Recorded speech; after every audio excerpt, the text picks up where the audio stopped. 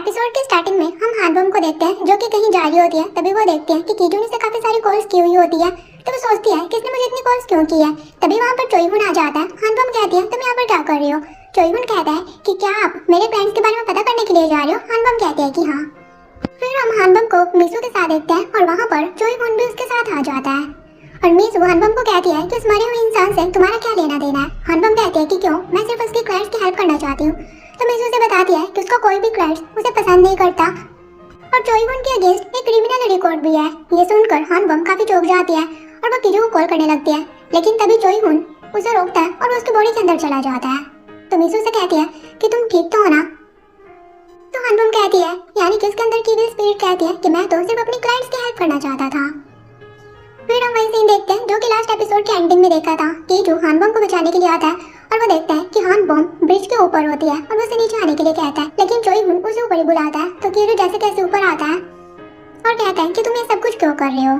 तो चोईहुन उसे बताता है कि मैं युंजू को पसंद किया करता था, मैं हमेशा ही उसके साइड रहना चाहता था और मैंने उसे जिंदा रहने की वजह दी थी।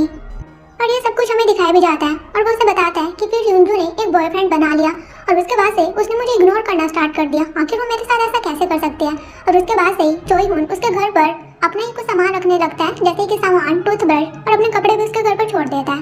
ये देखकर युंजू काफी घबरा जाती है और फिर मौका देखकर चोईहुन उसके फोन से उसके बॉयफ्रेंड को मैसेज कर देता है कि मैं तुमसे अपने घर पर मिलना चाहती हूँ और बाद में उसे डिलीट भी कर देता है ताकि उसे पता ना चले। फिर उसका बॉयफ्रेंड युंजू से मिलने के लिए उसके घर पर आता है और वहाँ पर वही चोईहुन के शूज देखता है, लेकिन युंजू से कहते हैं कि इग्नोर करो, ये मेरे ही है। उसके बाद वो दोनों क्लोज आने लगते हैं, लेकिन तभी वहाँ पर युंजू का बॉयफ्रेंड एक लड़के के कपड़े देख लेता है जो कि चोईहुन ने ही वहाँ पर छोड़े होते हैं और वो गुस्से में युंजू को कहता है कि आखिर तुम मेरे साथ ऐसा कैसे कर सकती हो, मैं तुमसे ब्रेकअप चाहता हूँ और मैं तो चाहता हूँ कि तुम मरे जाओ। ये बोलकर वो वहाँ से चला जाता है और इविल स्पिरिट कीजू को बता रहा होता है कि ये सब कुछ मैंने इसलिए किया क्योंकि मैं चाहता था कि युंजू को पता चले कि आखिर उसकी जगह क्या है और उसके साइड में कौन रहना चाहता है। और हुआ भी ऐसे ही। उसके बाद उसने मुझे कॉल की कि मेरा ब्रेकअप हो गया और मैं तो उसे बचाने के लिए गया था, लेकिन उसने मुझे ही धक्का दे दिया। तो कीजू से कह रहा होता है कि अगर तुम उसे सच में प्यार करते तो तुम उसके साथ ऐसा करते ही नहीं, तुम उसे खुशी खुशी जाने देना चाहिए था। तो वो कहता है कि मैं ऐसे कैसे जाने देता, मैं उसे पसंद करता था। फिर वो कहता है कि वैसे मुझे लगता है कि तुम इस लड़की को प्यार करते हो, मैं सच कह रहा हूँ ना। अब तुम ही डिसाइड करो कि मैं यहाँ से कूद जाऊँ या फिर तुम यहाँ पर युंजू को लेकर आओगे। वो कूदने लगता है, लेकिन कीजू से रोकता है और कहता है कि ठीक है, मैं युंजू को तुम्हारे पास लेकर आऊंगा। लेकिन तभी वो इविल स्पिरिट को धक्का दे देता है, लेकिन साथ के साथ उसे अपनी तरफ खींच भी लेता है, जिससे कि कीजू हानबम के क्लोज आता है और वहाँ पर सेफ जोन बन जाता है। और सेफ जोन की वजह से इविल स्पिरिट हानबम की बॉडी से बाहर निकलकर दूर जाकर गिरती है और हानबम बेहोश हो जाती है। लेकिन इविल स्पिरिट अपनी पावर से हानबम को अपनी तरफ खींचने लगता है और तभी वहाँ पर बेकनाम आ जाता है जो कि इविल स्पिरिट से फाइट करता है। दोनों ही काफी स्ट्रॉन्ग होते हैं और दोनों में से कोई भी हार नहीं मान रहा होता है, लेकिन फिर भी जैसे कैसे बेकनाम चोईहुन को पानी में गिरा देता है और उसके बाद वो वहाँ से गायब हो जाता है। और वहीं हानबम को होश आती है और वो रोते हुए कहने लगती है कि मेरे अंदर इविल स्पिरिट चली गई थी, मैंने किसी को हर्ट तो नहीं किया, कहीं मैंने तुम्हें नुकसान तो नहीं पहुंचाया। कीजू कहता है कि नहीं, तुमने किसी को भी नुकसान नहीं पहुंचाया। फिर हम संगो को देखते हैं जो कि अपनी बकेट लिस्ट देख रहा होता है और तभी वहाँ पर बेकनाम आता है और वो बेकनाम को कहता है कि अगर हम यहाँ पर ज्यादा टाइम तक रहते हैं तो क्या हम भी इविल स्पिरिट बन जाएंगे। बेकनाम कहता है मतलब कि जाने से पहले तुम अपनी बकेट लिस्ट को कंप्लीट करना चाहते हो। तो वो कहता है कि हाँ। और वो बेकनाम को कहता है कि तुम भी अपने कातिल को पकड़ना चाहते हो ना। बेकनाम कहता है कि हाँ, क्योंकि उसे पकड़ने के बाद ही मेरी वाइफ शांति से रह पाएगी। और वो कहता है कि मैं अपनी वाइफ से मिलने के लिए जा रहा हूँ। तो संगू से कहता है मुझे तो लगता है कि कहीं तुम्हारी इसी हरकतों की वजह से तुम्हारी वाइफ तुम्हें डिवोर्स ना दे दे। तो वो कहता है कि मेरी वाइफ ऐसी नहीं है, वो मुझे बहुत प्यार करती है। तो संगू कह देता है लेकिन अगर मैं तुम्हारी वाइफ होती तो मैं तो तुमसे बहुत ही ज्यादा परेशान हो जाता। ये सुनकर बेकनाम एक पत्थर उठाकर उसकी तरफ फेंकता है और कहता है कि अपनी बकवास बंद करो। वहीं हम कीजू को देखते हैं जो कि हानबम को हॉस्पिटल में लेकर आया हुआ होता है।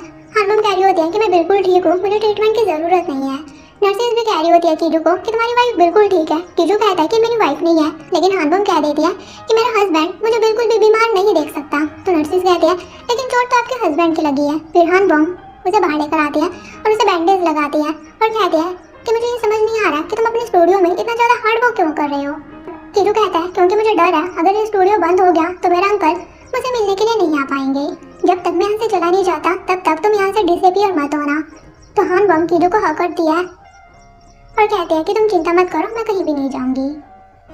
फिर हानबम अपने रूम से बाहर आ रही होती है और वहाँ पर कीजू ने साल्ट की लेयर बनाई हुई होती है और वो हानबम को कहता है कि इसे बिल्कुल भी खराब मत करना वरना इसका इफेक्ट कम हो जाता है। तो हानबम कहती है लेकिन अब तो चोईहुन मर चुका है ना। तो कीजू कहता है कि हाँ, लेकिन जिसने चोईहुन और बाकी लोगों को मारा अभी तक हमने उस इविल स्पिरिट को नहीं पकड़ा, तो शायद वो इविल स्पिरिट हमारे पीछे आ सकती है। तो हानबम उसे कहती है वैसे तुम तैयार होकर कहाँ जा रही हो। तो कीजू कहता है कि जहाँ पर तुम जा रही हो। फिर हानबम मिसू से मिलने के लिए आती है और एक लेडी के केस के बारे में बात कर रही होती है और कीजू हानबम को देख रहा होता है। और बात खत्म होने के बाद मिसू हानबम को कहती है कि लड़का कौन है, ये देखा देखा लग रहा है, ये बोलकर वहाँ से चली जाती है। तो हानबम कीजू कहती है कि तुम्हें यहाँ पर आने की जरूरत नहीं थी, मैं बिल्कुल ठीक हूँ, यहाँ पर सभी तुम्हें नोटिस कर रहे हैं। कीजू कहता है कि मुझे फर्क नहीं पड़ता।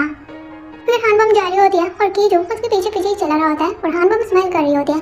हानबम वहाँ पर बहुत सारे भूतों को देखते हैं, तो कीजू हानबम के क्लोज आता है और सेफ जोन की वजह से सभी भूत उनसे दूर हो जाते हैं और कीजू हानबम का हाथ पकड़कर उसे वहाँ से लेकर जाने लगता है।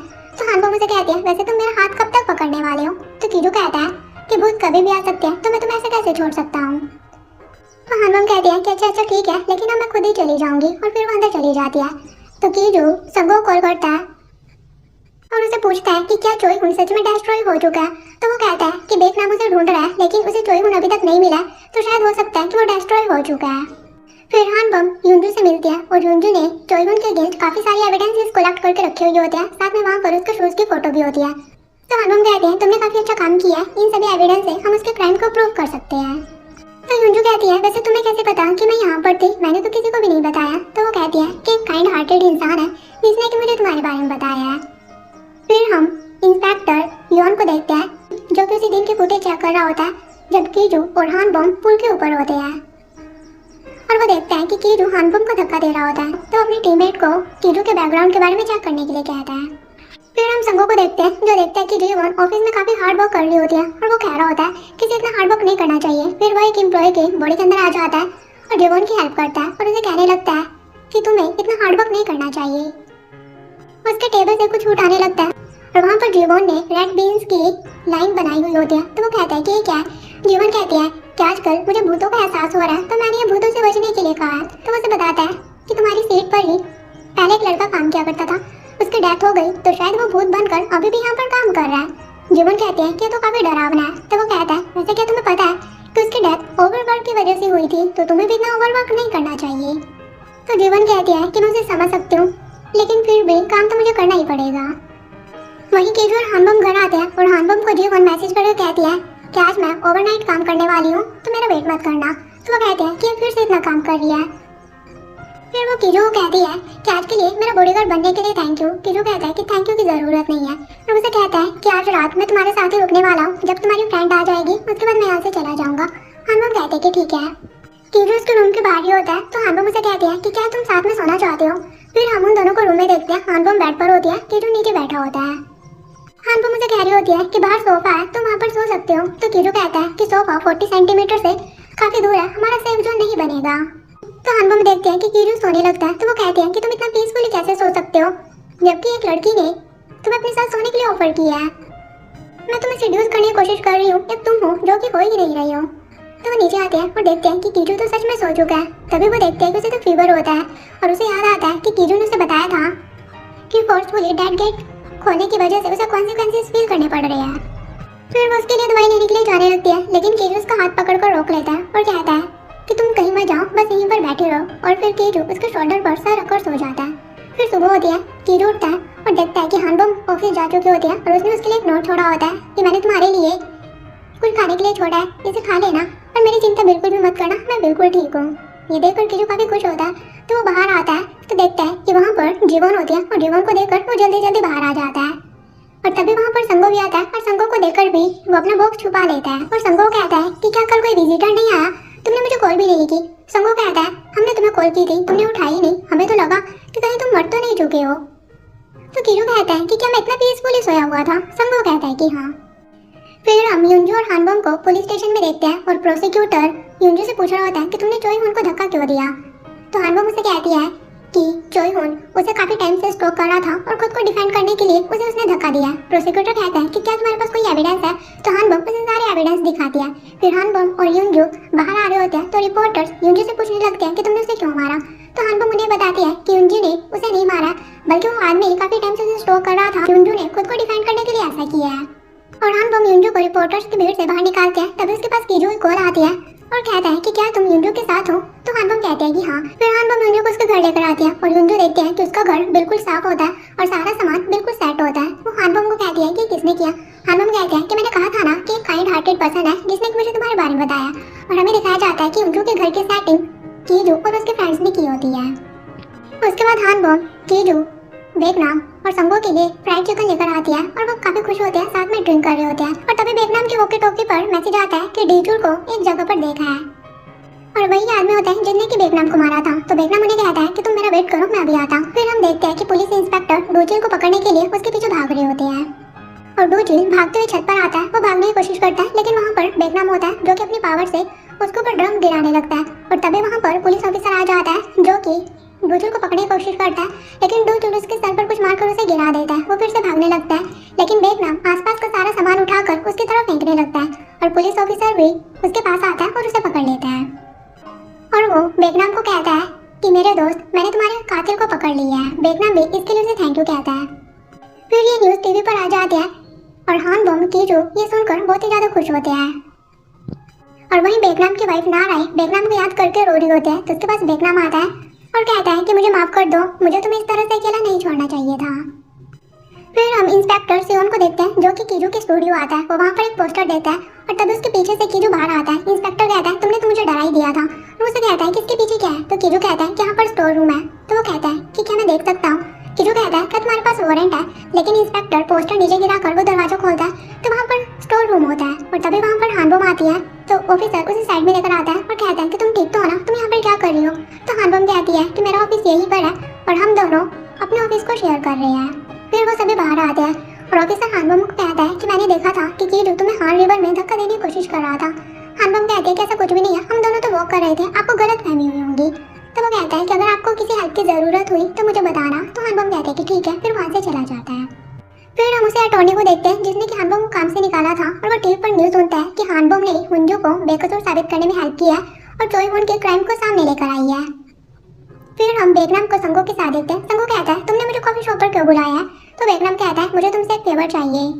मेरी वाइफ को फ्लावर्स बहुत ही ज़्यादा पसंद है लेकिन मेरे मरने के बाद उसे किसने फ्लावर नहीं दिया है, तो मैं चाहता हूँ कि तुम मेरी वाइफ को प्रीति से फ्लावर देना। तो वो कहता है कि ठीक है। फिर बेकनाम नाराई को देखने के लिए आता है। वो देखता है कि नाराई उसका सारा सामान पैक कर रही होती है और तभी वो एक डॉक्यूमेंट देखती है जो कि डिवोर्स डॉक्यूमेंट होता है। और ये देखकर बेकनाम काफ़ी चौंक जाता है कि उसकी वाइफ उसे डिवोर्स देने वाली थी। और तभी नाराई के घर पर एक लड़का फ्लावर लेकर आता है और वो नाराई को हॉकर लेता है और कहता है कि मैंने तुम्हें बहुत मिस किया। और ये देखकर बेकनाम तो शौक में ही चला जाता है कि उसकी वाइफ उसे चीट कैसे कर सकती है और वो वहाँ से चला जाता है। फिर हम हार रिवर के पास दो आदमियों को देखते हैं और तभी वो देखते हैं कि पानी में कोई छेड़छाड़ होती है और वहाँ पर चोई हुन की इविल स्पिरिट को देखते हैं जिसे देखकर वो काफ़ी घबरा जाते हैं, वहाँ से भागने लगते हैं। लेकिन चोई हुन उन्हें अपनी तरफ खींचता है और उन्हें मार डालता है। चोई हुन पानी से बाहर आता है लेकिन तभी वहाँ पर वही इविल स्पिरिट आ जाती है जिसने कि म्योंग से एक्सीडेंट करवाया था और वो चोई हुन को गले से पकड़ लेता है और चोई हुन को अपने अंदर संभाल लेता है जिससे कि वो इविल स्पिरिट और ज़्यादा स्ट्रॉन्ग हो जाती है। फिर हम कीजू और हानबम को स्टूडियो में देखते हैं और कीजू हानबम को फोटो लेना सिखा रहा होता है। तो हानबम कहते हैं चलो मैं तुम्हारी फोटो लेती हूँ। तो कीजू फोटो लेने के लिए बैठता है तो हानबम उसके पास आती है और कहती है क्या तुम कोई रोबोट हो, थोड़ा स्माइल तो करो। चलो पहले हम फोन में फोटो लेते हैं। और वो फोन में फोटो लेने लगते हैं तो कीजू से कहने लगता है कि यहाँ पर इंसानों से ज़्यादा अब तुम्हें भूत देखने को मिलने वाले हैं। तो वो कहती है कि हाँ मुझे पता है लेकिन मैं पहले से ही प्रिपेयर हूँ। कीजू कहता है कि तुम्हें थोड़ा केयरफुल रहना चाहिए क्योंकि तुम्हारे लिए अब दिन और रात दोनों ही डरावने होने वाली है। हानबम कहते हैं कि तुम चिंता मत करो। कीजू कहता है लेकिन मुझे तुम्हारी बहुत फिक्र है क्योंकि मैं तुम्हें पसंद करता हूँ। ये सुनकर हानबम तो सुनी रह जाती है और कीजू हानबम को किस करता है। हानबम भी उसकी किस को एक्सेप्ट करती है और इसी के साथ ही एपिसोड खत्म हो जाता है। सो गाइस हम मिलेंगे नेक्स्ट एपिसोड के साथ। Till then take care, bye bye.